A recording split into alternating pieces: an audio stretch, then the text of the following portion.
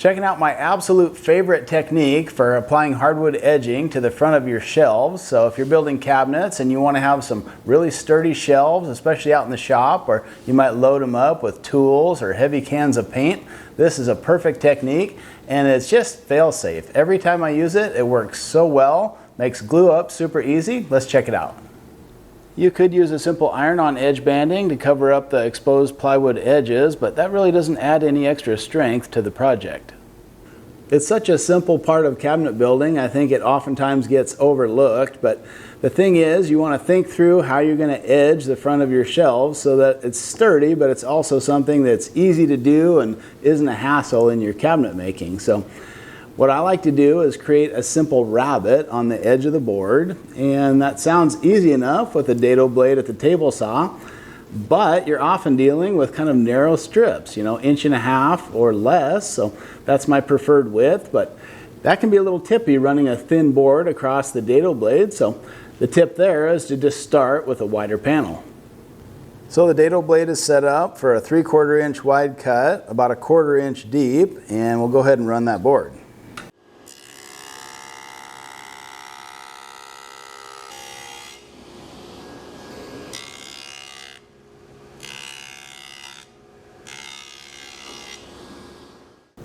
And you may notice I like to run that through the saw 2 times with the same setting, and that's just because as you shift your push paddles, there may be slight inconsistencies in the cut, so that second pass makes sure that everything is clean and uniform. That's the Infinity Datonator XL, by the way. It's a unique dado blade, and it's my favorite on the market. One cool thing about that is you can set up a full 3/4 inch stack with just 4 blades. So with that rabbet pre-cut on this wider board, we'll flip that over and rip free that 1.5 inch strip that we need.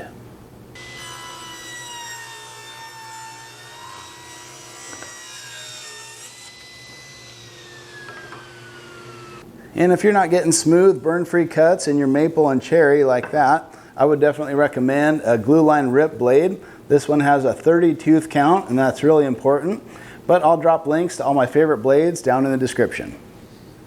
So there's one hardwood edging strip ready to go, and then it's back to the dado blade. And you could always rejoint that if you had any issues with your cut, but with that glue line rip blade, it's perfect and ready to go for the next one.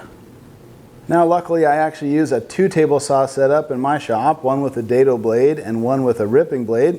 So I'll just keep working and making strips out of this blank, but without that setup, what you might want to do is just use multiple boards, create the rabbet along that edge, and then just take 1 strip from each board.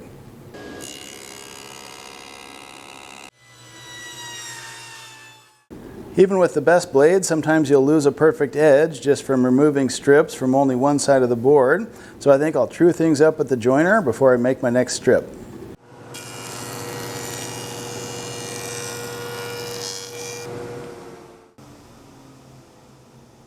And of course the width on that rabbet isn't a true 3/4, that needs to be sized to fit your exact plywood. But looking at that cross section, we've really left a lot of meat on this trim strip, and you can see how that'll definitely strengthen up the shelf. And if you really want to feel clever, you can rabbet both sides of a few boards and then switch your saw over to the ripping blade to trim them free. Well, that's pretty easy to do, and I like that it leaves the board wide enough so it still feels stable as you pass it over your saw. And here's an example of why I don't like to rip the strips first and work with that narrow strip over the dado blade. Well, this could be done, I suppose, if you had the right vertical feather board. What I don't like about working with the exact size strip I need is there's just not much bearing surface left on the table saw after you start to make that cut. And so it's not as safe to me, and the cut quality is always worse when I've done it this way.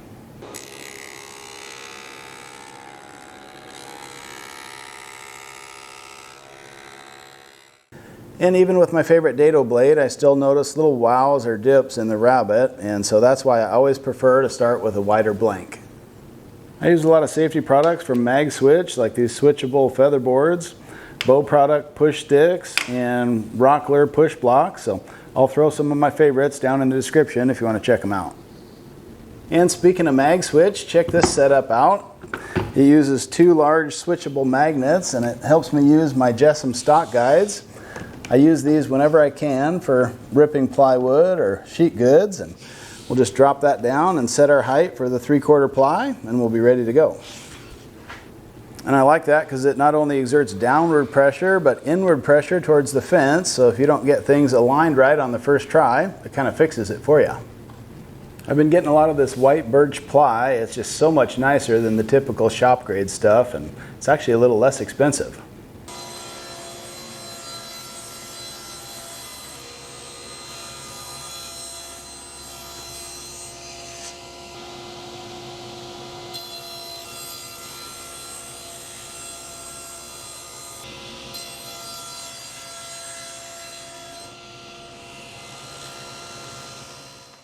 And then just trim the edging to length with the same setup.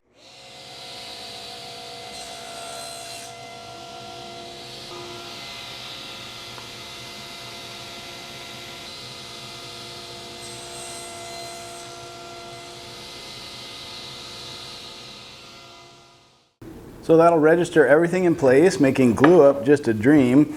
But the main benefit there is that it'll keep your shelf from sagging over time once you get some real weight on there. And with a little bit of actual hardwood there, you can round that over or create a decorative chamfer, whatever your preference.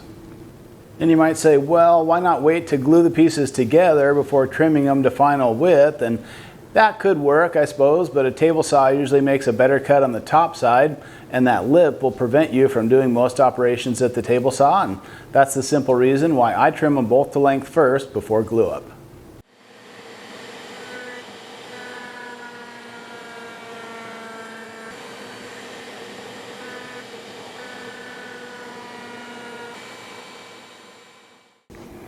Sure makes for a super easy glue up with that little rabbet to register your parts together.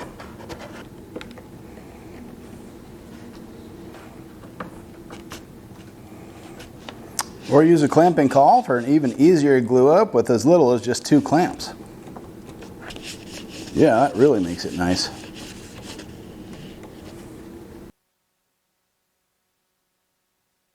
Now, if you're taking the time to make your own cabinets, you certainly care about the outcome, so don't let that great looking joinery stop with the doors and drawers. Carry it on to the shelf construction as well. Now for upper cabinets, sometimes I'll use a slightly narrower hardwood strip. It's about 1.25 inches in this case. But for lower cabinets that are typically deeper and carrying heavier loads, I like to make those hardwood strips at least 1.5 inches wide. But it's a great way to give your cabinets a really nice finished look. So if you want to have much better luck next time you're applying hardwood edging to the front of a shelf, try this simple rabbeted technique.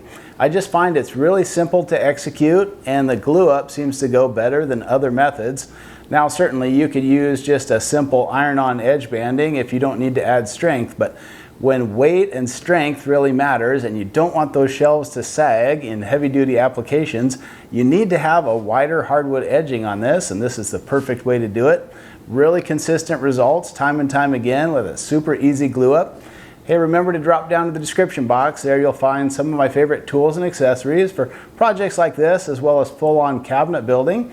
Hit me with a thumbs up if you like today's topic, and do consider subscribing to the channel.